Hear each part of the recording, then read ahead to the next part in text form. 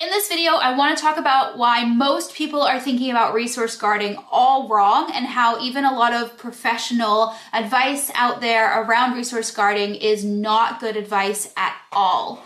So of all the dog advice on the internet, I think the advice around resource guarding is some of the most dangerous, just because resource guarding inherently is a very dangerous behavior and it can really easily escalate into bites. And I have personally seen clients that have come to me that have followed really dangerous advice given to them by other people that did lead to biting incidents. And from there, it can snowball really easily. Once the dog has bitten once, if they learn, oh, that was successful, I'll do that again next time, suddenly biting becomes a really strong behavior in their repertoire and it can get really bad really quickly. And trust me, I know. So if you're new here, hi, I'm Becca. I'm a professional dog trainer specializing in nervous dogs for the past 6 years, helping owners with things like fear-based reactivity, resource guarding, separation anxiety, fear of handling, grooming. And my personal rescue dog that I foster failed, she was the worst case of resource guarding that I've ever seen or that any of my dog training friends had ever seen. And so she was incredibly dangerous when she first came to me. She was biting a lot or trying to bite a lot. And these are just some of the gifts that she gave me in those early days when we had a lot of resource guarding incidents. And so this is a behavior that I'm particularly familiar with. And we are now a few years down the line, and me and my dog Ava have an amazing relationship, and we don't have resource guarding incidents anymore whatsoever. And we have complete trust around things like food, toys, etc. So what we're going to cover in this video today is we're going to look at like what really is resource guarding, because I think there's a lot of misunderstanding about what it even is or why it even happens. And then the common advice I want you to avoid unless you want to create resource guarding. So instead, I'm going to tell you what you need to do if you want to prevent resource guarding or prevent resource guarding from getting worse. So before we talk about what is resource guarding, like I said, I want to combat a lot of really bad advice out there on this topic. So let's talk about what resource guarding is not. It is not about dominance or social rank. Your dog is not resource guarding because they're trying to claim things to prove that they're alpha or that they rank higher than you. It has got absolutely nothing to do with that. So if you ever see advice relating to resource guarding being about dominance or social rank, please run from that immediately. So in order to understand what resource guarding is and why it happens, we have to talk about the fact that resource guarding does not happen in all dogs, even if they're raised identically. Why is that? You can take 10, say we take 10 random dogs and we raise all of those dogs identically.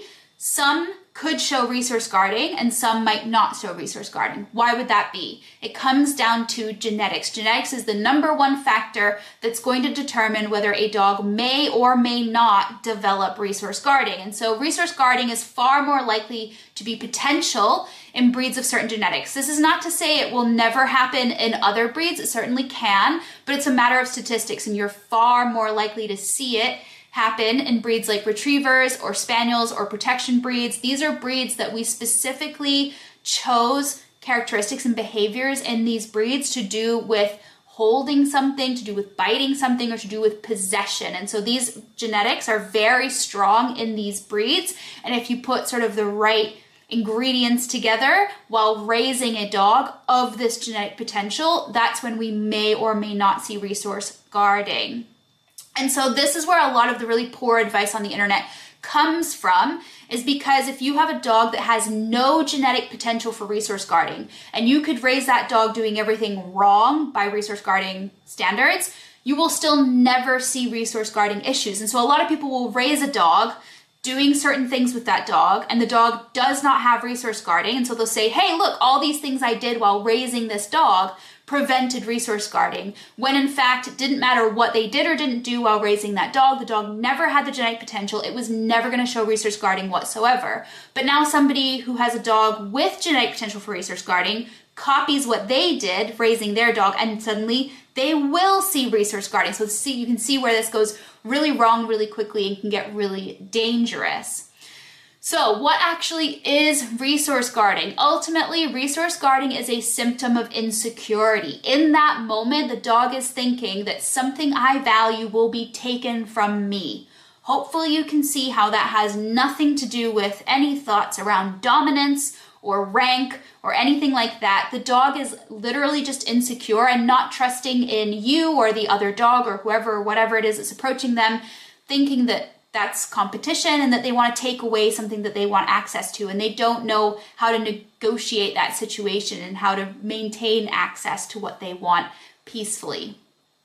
And so this means that resource guarding is highly related to your dog's self-confidence and how secure that they feel, and also incredibly related to how much trust they have in you or in the other dog in the situation of dog-on-dog resource guarding, right? So this is what we need to get to if we want to actually prevent resource guarding. We need to address confidence and we need to address trust.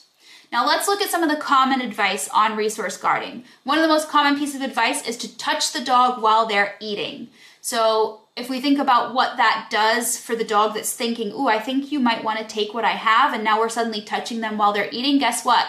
We're reinforcing that dog's insecurity. We're showing them that yes, we have intention of possibly taking away your access to this food. We have the intention of being bothersome and being in your space and violating trust while you're trying to eat. So not good advice. The other one is to put your hands in their food. So what is the dog going to think if you are putting your hands in their food? They're going to think that you're trying to take their food, which is what they are worried about. We're reinforcing the insecurity by doing that too. Another one is to practice taking valuable things away from them. But if your dog is feeling insecure because you might take things away from them, and then you do take things away from them, we're reinforcing the insecurity. Hopefully you can see the pattern here. And then the last one here that's common advice is to punish them for guarding. So for example, my rescue dog, before she came to me, when she was showing signs of guarding, she started with growling, and she was punished for the growling. So she learned, okay, growling doesn't work to make me feel safer, so I need to escalate, and she started biting. The first time that she bit someone and they backed off and gave her space, she went, oh my gosh, finally, that worked to get me what I want, which is space and feeling secure. I will do that again next time. So punishing guarding behavior only leads to escalation of the guarding behavior. And guess what? Reinforces the insecurity, right? We're now bringing conflict to this situation in which our dog is feeling insecure and distrustful. So if you want to actually prevent resource guarding, you need to show your dog that their assumption that you want to take things from them is wrong. We need to prove to them that we're not there to take things from them. We're not there to make them feel insecure. We're not there to violate trust. And the number one rule, if you take nothing else from this video, number one rule when raising a puppy especially, but with any dog really, is leave them alone when they're eating. There is no reason that you need to be touching them or touching their food or lifting the bowl. Let them eat in peace. You wouldn't like it if somebody was bothering you while eating. I certainly wouldn't like it. I would slap away a hand if it was touching me or trying to poke my food while I'm eating it. Dogs deserve to be left in peace while eating. And then if you actually want to resolve existing resource guarding, I don't have enough time to put it in this video today, but I'll give you a quick little insight that it's a threefold strategy. Number one is to build clearer communication and teach alternative behaviors so that you can actually communicate effectively with your dog in those situations about your intent and what you need from them. Number two is to work on trust and relationship. There are activities that you can and should be doing every single day to build a better bond with your dog and to show them, to prove to them that they can trust you. So that is a huge part of the solution. And then number three is actually tackling resource guarding situations by using controlled setups and knowing how to approach those setups to break down this insecurity that the dog has or the assumption that they have that we want to take things from them and prove to them otherwise. All right, so if you are struggling with resource guarding or any other sort of nervous, anxious-based behaviors with your dog, that is exactly what I help owners overcome in my online program. So the program includes over 5 hours of video, lesson, and tutorial content. I'm showing you exactly what to do with the dog. You do it at home. There are then homework assignments that you submit to get my feedback on what you're doing right, what we need to fix and keep you moving in the right direction at all times, with access to ask the unlimited questions in the community at any point. And I also do live Q&A calls, so you can jump on those and we can chat about your dog and your progress, any questions that you have. Essentially, there's an abundance of support, accountability, and feedback along the way to make sure that you are essentially guaranteed results. And I'm really proud of the fact that of the students that make it through my program and they complete all of the program, 100% of those students report being happy with their results and that they would recommend the program to another owner. So if you would like to check out the online program and join the community, you can check the link in the description below. Let me know if you have any questions. You can leave those in the comments, and I will see you in the next one.